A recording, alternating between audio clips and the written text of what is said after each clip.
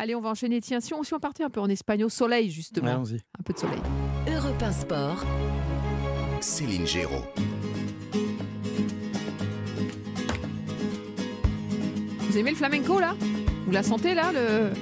Faut taper avec le talon par terre, là, on n'entend pas, mais... J'ai pas de talent. Alors, vous allez Vous avez pas de parler talon. du FC Séville du coup là. Parce que flamenco c'est l'Andalousie. Les rojiblancos. Voilà, et avec qui on est quand on parle de l'Espagne? Avec Juan José Dorado. Bonsoir. Buenasera.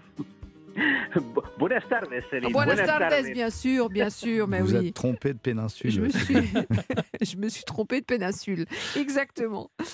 Et on parle pas d'Italie ce soir en plus, tiens, pour le coup. Tiens, est-ce que les coachs espagnols sont les meilleurs du monde? C'est la question qu'on vous pose ce soir, André Dorado. Ben, écoutez, moi j'ai ma petite idée.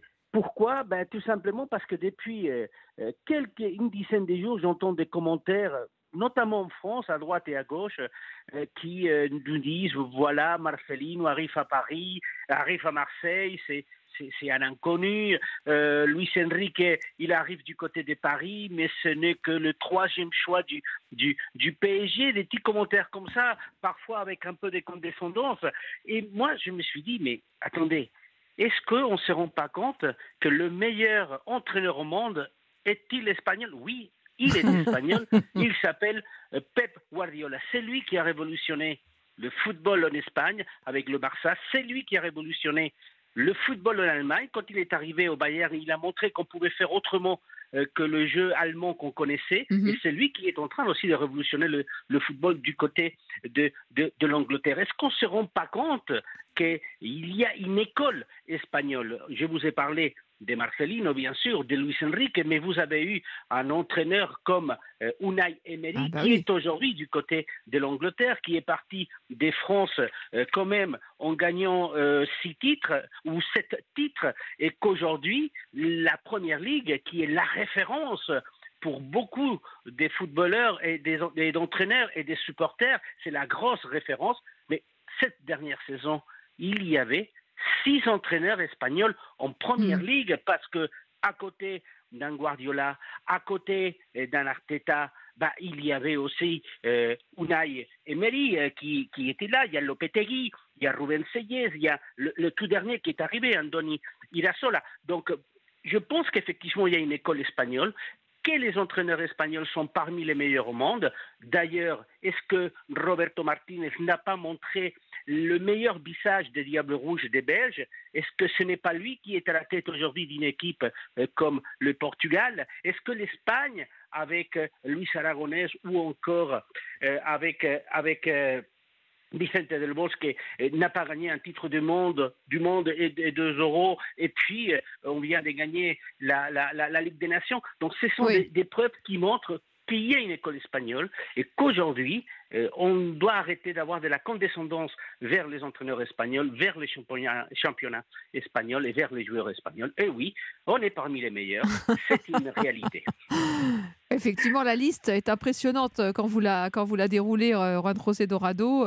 On se souvenait qu'à Auxerre, c'était un éleveur de champions. À l'Espagne, voilà, c'est éleveur de coach, hein, Patrick Juillard. Hein. Oui, c'est impressionnant. Alors condescendance, je sais pas, mais c'est vrai que ça, dans la manière dont les recrutements de Luis Enrique, qui n'est pas officiel, mais qui va l'être le temps que Galtier se libère de son contrat, et Marcelino, c'est vrai qu'on les a présentés comme des plans B, en fait. Ouais. Effectivement, puisque à l'OM, on a davantage axé les choses, les rumeurs sur Gallardo, Et de l'autre côté, à qui on a Nagelsmann. donné des ultimatums, à qui on a ordonné de donner sa réponse le plus vite possible, qui finalement n'a pas souhaité venir. Donc, on a eu l'impression que l'OM se rabattait, entre guillemets, sur Marcelino, alors que en termes d'expérience en Europe, Marcelino est au-dessus de Gallardo, qui n'a jamais entraîné en Europe, qui a été un grand joueur, mais qui n'a jamais été entraîné en Europe. Et puis Luis Enrique, c'est vrai que si on prend le CV de Luis Enrique,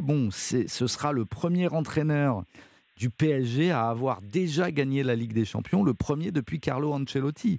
C'est pas rien quand même. Effectivement, il mérite quand même un certain respect au départ. Après, si ça se passe mal et qu'il fait des erreurs et des mauvais choix, on le dira. Mais au départ, il mérite quand même, effectivement, je vais dans le sens de Juan José, il mérite un certain respect. Anthony Tobelem. Ouais, alors après, pour Marcelino, je maîtrise un petit peu moins les choses, mais pour ce qui est de Luis Enrique, c'était pas le plan B du PSG, c'était le plan A'.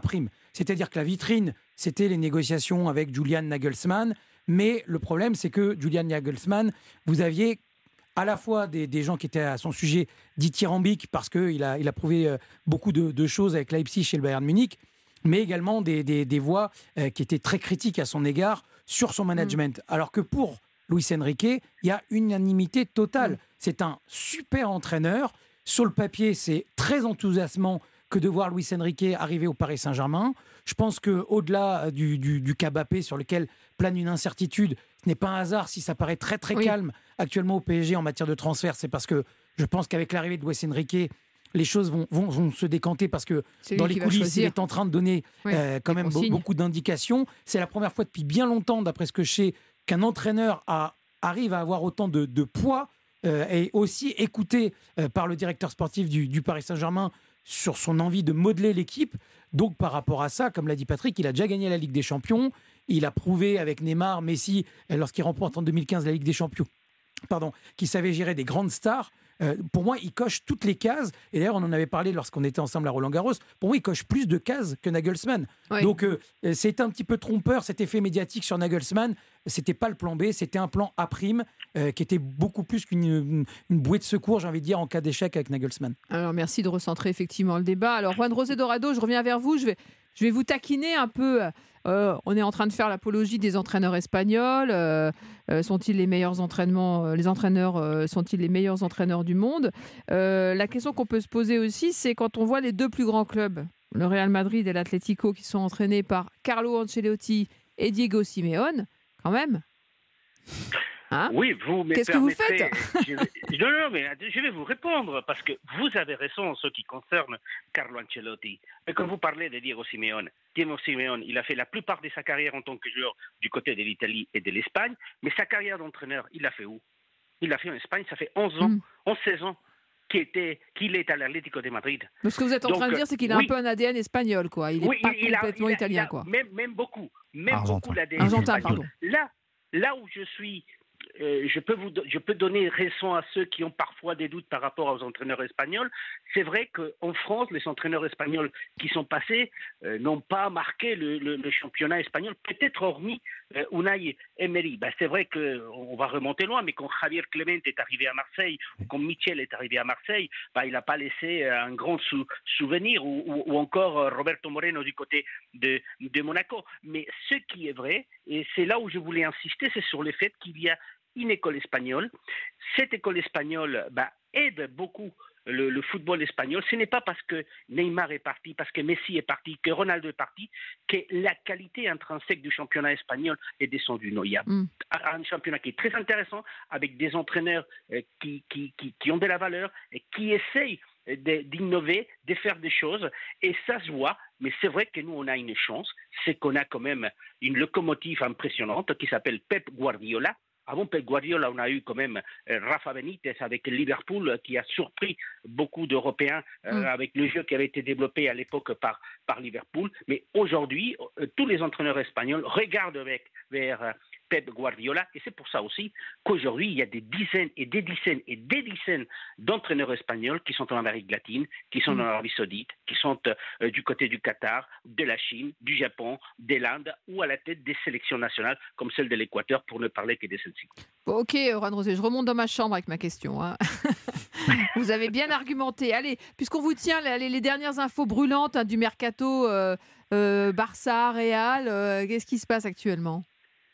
Alors, vous savez, du côté du Real, bien sûr, c'est ce qu'on annonce depuis des semaines du côté d'Europe 1, c'est que Modric a renouvelé, il va continuer encore une année. Ceballos l'a fait il y a quelques jours. Bon, l'arrivée de Gundogan, ce qui est quand même une grande chose pour le Barça. Maintenant, il y a, vous venez de l'avancer il y a un instant, la piste Harry Kane se refroidit du côté de Madrid, mais je vous avais annoncé déjà ici même que Florentino Pérez n'était pas très chaud, c'était plutôt Ancelotti qui voulait Harry Kane Et Florentino Pérez disait que mettre une centaine de millions sur un joueur qui a 30 ans, c'était peut-être payer trop cher. De toute façon, maintenant, Florentino Pérez, c'est la dernière info de ces dernières 48 heures. Il a assuré que le mercato pour le Real est fermé, donc en fermant théoriquement la porte à Kylian Mbappé, mais on sait que quand il s'agit de Kylian Mbappé, toujours, tout est possible.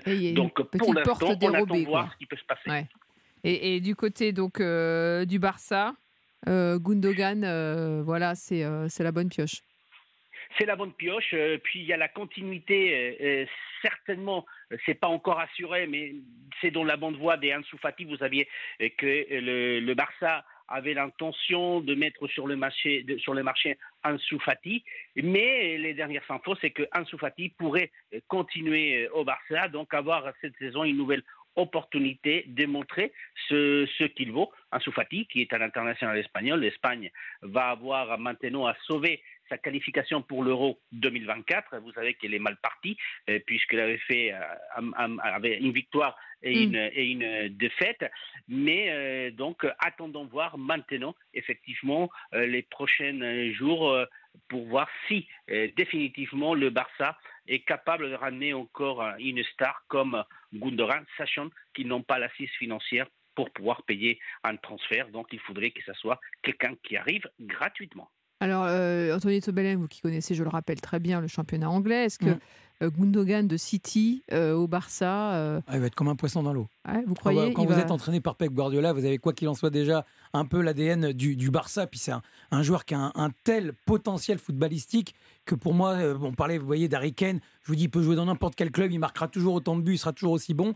Gundogan, c'est pareil. Moi, je ne peux pas concevoir qu'Ilkay Gundogan connaisse un échec à Barcelone. C'est un garçon qui sent le football, qui est, en plus, avec Pep Guardiola ces dernières années, a étoffé son potentiel en étant buteur, ce qui n'était pas forcément encore le cas ces dernières années. Donc, il a vraiment tout pour lui et il fait partie, pour moi, même si quand un joueur arrive libre, ça a moins de clinquant qu'un joueur qu'on achète 50, 60 ou 100 millions comme Bellingham. Mais il fait partie, pour l'instant, des recrues stars du mercato qui est assez calme. Ouais. Mais Gundogan qui passe de City à Barcelone, pour moi, c'est un transfert retentissant. Voilà, et pour vous, il va totalement s'adapter, vous êtes d'accord Oui, effectivement, il y a une continuité. On peut facilement passer d'une équipe coachée par Guardiola à une équipe coachée par un de ses disciples, Xavi.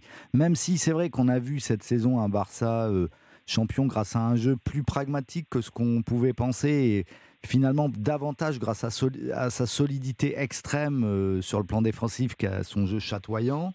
Mais Xavi peut faire progresser cette équipe et lui étoffer son registre, et Gundogan peut être un joueur qui permet vraiment d'améliorer cette expression collective et de donner un vernis plus classe à ce qu'elle produit chaque semaine. Bon, merci beaucoup en tout cas, Juan José Dorado. Buenas tardes. Buenas noches, Céline. Buenas noches. Ouais, pas encore se coucher quand même. On se couche pas si tôt en Espagne. Vous n'êtes pas un bonnet de nuit, Juan José Dorado. Non, nous on va dîner en Espagne. Voilà, c'est ça.